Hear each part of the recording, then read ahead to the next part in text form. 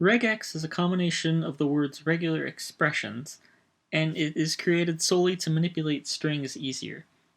Regex exists in Python, C Sharp, Java, C++, PHP, and much more. The good news is about regex, besides its purpose, is that it's usually very similar across the other programming languages. There's going to be slight differences, but it should be similar enough to transfer to another language. At first glance, regex looks rather confusing, at least it did for me, but once you do an interactive tutorial and really get into it, it can be a powerful tool for string manipulation. In C Sharp, there's built-in regex methods as well. I've used regex.matches, for example, to find how many times certain words appear within a string, or regex.replace to replace certain characters in a string with others. Once you get the fundamentals of programming and some OOP concepts down, you should try learning some regex when you have spare time. The best news is, learning regex and using it should take about a weekend.